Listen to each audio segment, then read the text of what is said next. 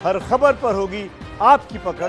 Download कीजिए ABP live app. आप जानते हैं कि बिहार में चुनावी बिगुल बजने का आधिकारिक ऐलान अभी होना बाकी है, लेकिन राजनीति तो हो ही रही है।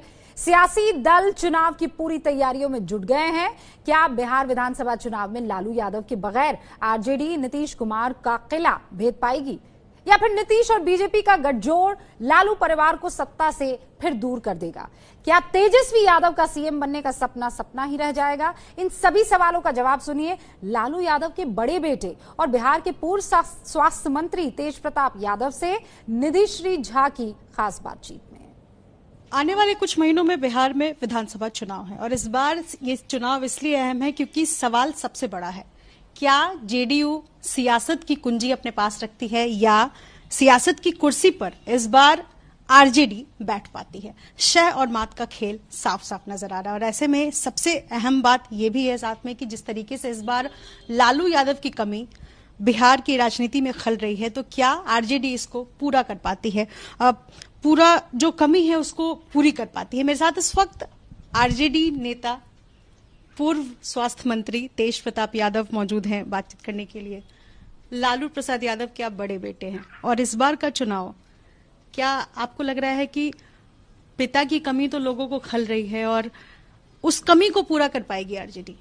देखिए, कहा जाए कि पिताजी तो अभी फिलहाल हम लोग के बीच में नहीं है, लेकिन पिताजी का जो बताया हुआ रास्ता है, जो राष्ट्रीय जनता दल का जो विचारधारा है सामाजिक न्याय का, उसको लेकर के हम लोग दोनों भाई लगातार जनता के बीच में जाने का काम कर रहे हैं और उनके बताए हुए रास्ते को हम लोग अपनाने का काम किए हैं। और जिस तरीके से जनता का ज़्यादा से ज़्यादा भला हो, लगातार हम लोग प्रयास कर रहे हैं। 2015 के चुनाव की अगर मैं बात करूं या 2020, दोनों में बहुत अंतर है। 2015 का चुनाव आपने जेडीयू के साथ मिलकर लड़ा था, लेकिन इस बार बिल्कुल अलग खेल है और इस खेल में सबसे बड़ी बात एक जो अहम नजर आ रही है वो ये कि जिस तरीके से आरजेडी ठीक चुनाव से पहले कमजोर साबित पड़ती दिखाई दे रही है। ऐसा इसलिए क्योंकि पिछले कुछ दिनों में अगर हम देखें तो तमाम जो बड़े दिग्गज नेता हैं वो आरजेडी से नाराज दिखाई दे रहे हैं। कई ने इस्तीफा दे दिया और अभी भी खबरें आ रही हैं कि कई एमएलए जो है वो इस्तीफा देना चाहते। तो ये इस तरीके से होना, इसको आपको क्या लग रहा है कि क्या वजह है? आपको पहले बता दें, जनता का जन समर्थन हमारे साथ है और राष्ट्रीय जनता दल के साथ है पूरे तरीके से। और जिस तरीके से लगातार हम दोनों भाई काम कर रहे हैं सड़कों पर निकल करके, और पार्टी है, संगठन है, तो संगठन में बहुत सारे लोग जाते हैं और बहुत सारे लोग आते भी हैं। तो पार्टी में जब चुनाव आता है तो उतार चढ़ाव होता है, कुछ वो भी तोड़ते हैं, कुछ हम भी तोड़ने का काम करते हैं। तो ये लगातार चलता रहता है। संगठन है तो संगठन में ये सब चीज होता रहता है, ये कोई आम बात नहीं है। और इन चीजों से हम लोग आहत नहीं हैं और पूरे तरीके से जनता का जन समर्थन हमारे पूरे राष्ट्रीय जनता दल के साथ है, हमारे परिवार के साथ है पूरे तरीके से। 24वां फाउंडेशन डे मनाया है। मेरे ख्याल से जब आरजेडी की स्थापना हुई थी तो ये कहा गया कि लालू यादव एक व्यक्ति नहीं, विचारधारा है। आपकी उम्र महज 8 साल रही होगी अगर मैं गलत नहीं हूं तो।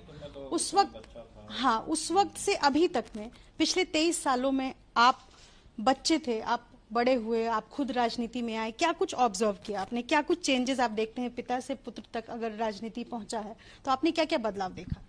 नहीं, देखिए, लोगों का भी बदलाव देखा है, रहन सहन का भी बदलाव देखा है और संगठन में उतार चढ़ाव का भी बदलाव देखा है। जब से मैंने होश संभाला तब से मैंने देखा कि लगातार आदरणीय श्री पिताजी हमारे, उनको लगातार परेशान किया गया, हम लोग के परिवार को परेशान किया गया। तो लगातार उतार चढ़ाव हम लोग अभी तक देखते ही आ रहे हैं। और जो गरीबों के लिए चट्टानी एकता के साथ, मजबूती एकता के साथ खड़ा रहेगा, उनको इसी तरीके से दबाने का काम किया जाएगा। इस शुरू से समाज में चलता आ रहा है और हम लोग दबने वाले नहीं हैं। जबकि जो लोग हमको दबाने का तीव्र तरीके से कोशिश करते हैं, उसका दुगुना ताकत उभर करके हम लोग की आती है। एक और सवाल है मेरा, महागठबंधन में अलग अलग तरीके की खबरें आ रही हैं। हम पार्टी हो या कांग्रेस हो या आपकी पार्टी हो, दरार की खबरें आ रही है। तो क्या अगर मौका मिला तो लोजपा की एंट्री महागठबंधन में हो सकती है? अभी तो आदरणीय पिताजी और तेजस्वी जी और बड़े सीनियर लीडर का फैसला होगा, वो अगर स्वागत करेंगे तो मेरे लिए स्वागत है, दरवाजा खुला है। क्या आपको क्या लगता है कि क्या होना चाहिए अगर आपके हाथ में कमान दे दी जाए और आपको कहा जाए कि लोजपा से संपर्क साधा जाए, तो आप क्या कहेंगे? आपकी क्या प्रतिक्रिया रहेगी? देखिए, प्रतिक्रिया क्या रहेगी क्या नहीं रही, अगर मैं अभी बोल दूंगा आपके चैनल के माध्यम से कि हाँ लोजपा को एंट्री देना चाहिए या लोजपा को मिला लेना चाहिए, साथ में मिला के चलना चाहिए, तो बहुत बड़ा बवाल हो जाएगा। तो इसलिए मेरे लिए देखिए क्या कि सबको, हमारे आदरणीय पिताजी का विचारधारा को, उनके मिशन को हम लोग फॉलो करने वाले लोग हैं, तो वो सबको लेकर के चलने का काम करते थे, तो हम भी सबको लेकर के चलने का काम करेंगे। ठीक है। मैंने सुना है तेज प्रताप यादव इस बार बख्तियारपुर सीट से चुनाव लड़ने वाले हैं। देखिए, र्यूमर बहुत तरीके का मार्केट में उड़ता है, और अभी कहाँ से चुनाव लड़ेंगे, क्या चुनाव लड़ेंगे, वो तो बात की बात है। अभी तक क्या फाइनल है? महुआ से ही चुनाव लड़ेंगे? देखिए, महुआ तो हमारा सीट है ही, महुआ छोड़ के और हम कहाँ जा सकते हैं। बख्तियारपुर पर देखिए, हम अभी हमारा इस पे कर दीजिए ना, रूमर उड़ रहा है तो आप उसको खत्म कर दीजिए। नहीं, देखिए अभी हमारा इस पे हमारा फिलहाल अभी जो है सीट का बंटवारा, कौन सीट कहाँ से लड़ेगा, कौन सीट कहाँ से लड़ेगा, इस पे हमारा अभी फोकस नहीं है। हमारा फोकस है कि हमारा बिहार का जनता, हम केवल उस पर फोकस किए हैं कि हम कैसे उसको और उसको ऊंचाइयों तक ले जाने का, और उसको उसके सम्मान को दिलाने का, उसके अधिकार को दिलाने का काम करें हम। ये हमारा फोकस है। सीट तो आना जाना, कोई कहाँ से लड़ता है, कोई जहाँ से लड़ता है, जिसको अपना जो मन करता है जहाँ से लड़ता है।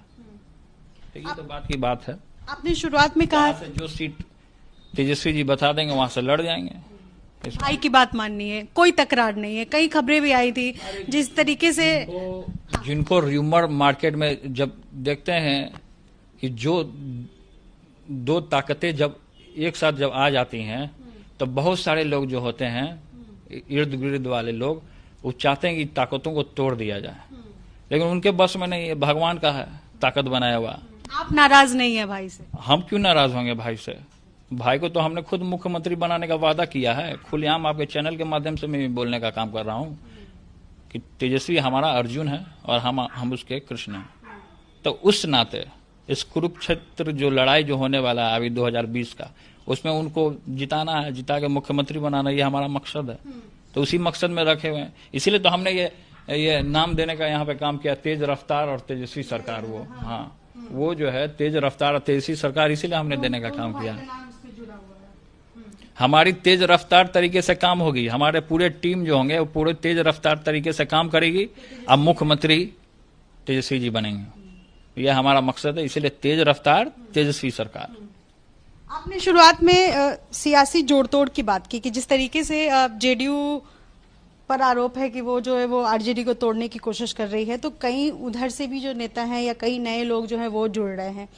अब राय परिवार से एक सदस्य जो है वो जुड़ी हैं जिनका नाम करिश्मा है, वो भी यहाँ पर जुड़ी हैं। तो आपको लगता है क्या कि इसको लेकर के इस बार का जो सियासत है वो बिल्कुल अलग तरीके से होगा, या इसको जोड़ने के बाद जो है वो मजबूत स्थिति में है? राष्ट्रीय जनता दल जो है बहुत बड़ा संगठन है।